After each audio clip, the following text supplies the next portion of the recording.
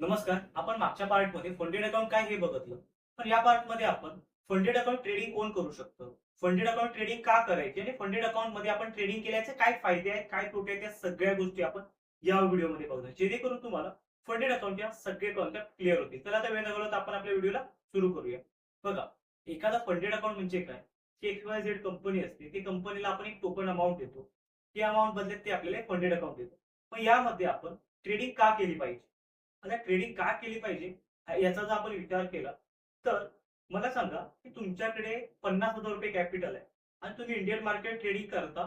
त्यापेक्षा फॉरेक्स मार्केटमध्ये ₹5,000, ₹10,000, ₹15,000 देऊन जर आपल्याला 5 लाख, 10 लाख, 15 लाखाची किंमत भेटते, व्हॅल्यू जर मिळत असेल, ट्रेडिंग करण्यासाठी कॅपिटल मिळतंय, तर आपल्याला बेटर कुठे आहे? की माझ्या 50,000 ट्रेडिंग करण्यापेक्षा या 10-15 हजार रुपयावरती ती 5 लाख अमाउंट घेऊन ट्रेडिंग केल्यानंतर त्या ठिकाणी बेनिफिट सुद्धा मला चांगलं होणार आहे आणि माझं कॅपिटल सुद्धा काय होणार आहे? सेफ होणार आहे. सपोज तुम्ही तुमच्या 50,000वरती ट्रेडिंग केली आणि लॉस झाला तर? या ठिकाणी जर लॉस झाला तर त्या ठिकाणी त्या कंपनीचा लॉस होणार आहे आणि तुमचा त्या ठिकाणी लॉस होणार आहे का नाही? तुमचं किती कॅपिटल लागलं? 5, 10, ₹15,000. हे तुम्हाला समजून घेणं पहिलं गरजेचं आहे, की तुम्ही तुमच्या कॅपिटलवरती नाही तर तुम्ही त्या कंपनीच्या कॅपिटलवरती काय करताय? ट्रेडिंग करताय. आता फंडेड अकाउंटवरती आपण ट्रेडिंग करतो. सगळ्यात इम्पॉर्टंट फायदा काय? फायदा असा आहे, की त्या ठिकाणी 24 तास मार्केट 5 दिवस चालू असतं. मग 5 दिवस जर चालू आहे, तुम्ही जॉब करताय, बिझनेस आहे, 2 तास काढू शकत नाही. 3 तास तुम्ही नाही काढू शकत का? काढू शकता. मग त्यामध्ये काय करायचं माहिती आहे आपण, की आपण एक टाईम ठरवायचा. तर सपोज फंडेड अकाउंट तुम्ही घेतलं. फंडेड अकाउंट घ्यायचं असेल, आपल्या WhatsApp ग्रुपमध्ये जॉइन व्हा आणि WhatsApp ग्रुपमधून तुम्ही फंडेड अकाउंट पर्चेस करू शकता. म्हणजे आम्ही तुम्हाला पूर्ण गाईडन्स करू शकतो, की फंडेड अकाउंट तुम्ही पर्चेस कसं करायचं. आता बघा, की आपण एखादा ट्रेड घेतोय, बरोबर? फंडेड अकाउंटमध्ये, तर त्याचा पूर्ण प्लॅन किंवा कुठे एंट्री घेतली पाहिजे, कुठे स्टॉप लॉस ठेवला पाहिजे, कुठे टार्गेट ठेवलं पाहिजे. त्यासोबत आपण एंट्री का घेतली पाहिजे, त्याच्यामध्ये रिझन काय, या सगळ्या गोष्टी सिस्टमॅटिक लिहून घेणं गरजेचं आहे. फंडेड अकाउंटमध्ये इम्पॉर्टंट काय असतं, की कॅल्क्युलेट रिस्क आणि कॅल्क्युलेट रिवॉर्ड. जर तुम्हाला फंडेड अकाउंट क्लिअर करायचं आहे, तर या गोष्टी तुम्हाला कन्सिस्टन्सी फॉलो करणं गरजेचं आहे, की ज्यावेळी तुम्ही एखादं funded account consistency, proper stop loss, target याच्यामध्ये म्हणजे रिस्क मॅनेजमेंट, कॅपिटल मॅनेजमेंट या पद्धतीने ग्रो कराल, इझिली तुम्ही प्रॉफिटेबल ट्रेडर बनाल. फंडेड अकाउंट चांगलं तुम्ही पे आउट घेऊ शकता.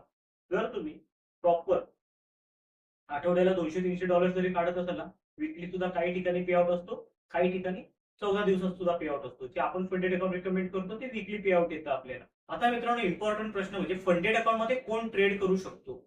आता बघितलं तर फंडेड अकाउंटमध्ये ट्रेड ज्यांना फॉरेक्स मार्केट बद्दल बेसिक नॉलेज आहे ते लोक फंडेड अकाउंट बाय करू शकतात. का?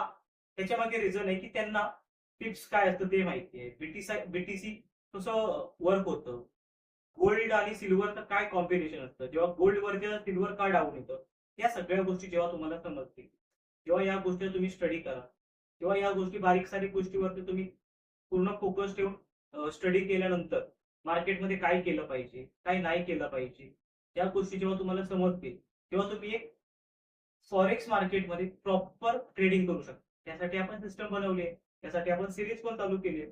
या सीरीजमध्ये आपण फॉरेक्स मार्केटबद्दल हळू सर्व गोष्टी बघणारच आहोत. पण तुम्हाला बेसिक गोष्टी तर क्लिअर झाल्या पाहिजे.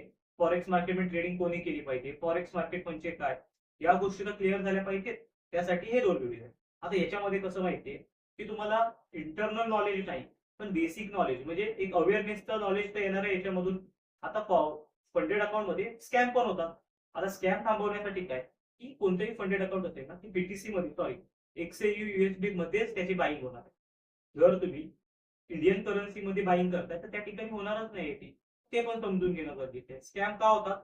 आपण त्या ठिकाणी अवेअर नसतो त्या गोष्टीसाठी, त्याच्यामुळे ते लोकं आपला फायदा उचलतात. त्यासाठी आपल्याला अवेअर होणं गरजेचं आहे. आपल्याला समजून घेणं गरजेचं आहे आणि प्रॉपर प्रॉप फंड म्हणजे फंडेड अकाउंट निवडणं गरजेचं आहे. ज्यावेळी तुम्ही प्रॉपर प्रॉप फंड निवडता तेव्हा इझिली तुम्हाला पे आउट येतात.